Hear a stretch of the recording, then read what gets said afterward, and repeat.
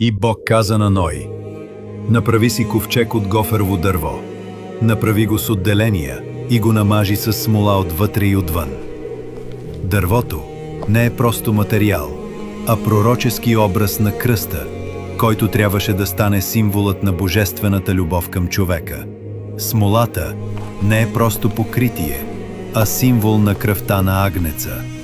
Без нея ковчегът би потънал.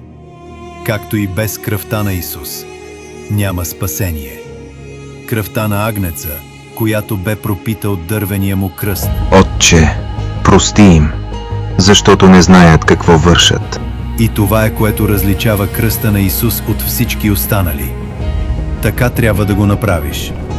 Дължината му да бъде 300 лакътя, ширината 50, а височината 30. Бог е Бог на точност и ред. Той не оставя спасението на случайността.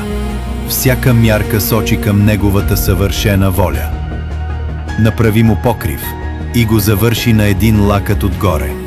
Постави вратата отстрани и направи долен, среден и горен етаж. 3 етажа говорят за триединен Бог. Отец, Син и Свети Дух. Пълнотата на спасението.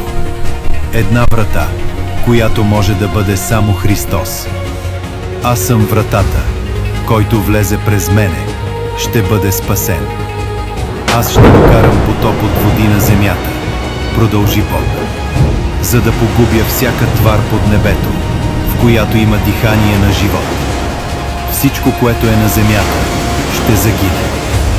Съдът идва, но Бог не оставя човека без изход. Той подготвя път за спасение, чрез вяра и послушание. Но аз ще установя завета си с теб и ще влезеш в ковчега, ти, синовете ти, жена ти и жените на синовете ти с теб. Заветът е покана, не само към Ной, но към всеки, който вярва. Бог не спасява само един човек.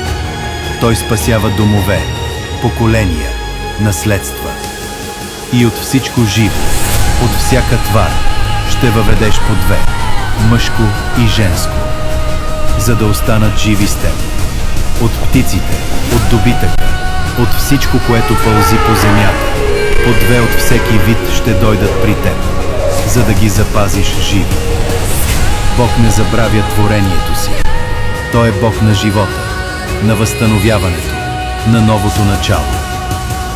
И ти вземи от всяка храна, която се яде, и я събери при себе си, за теб и за тях да бъде за храна.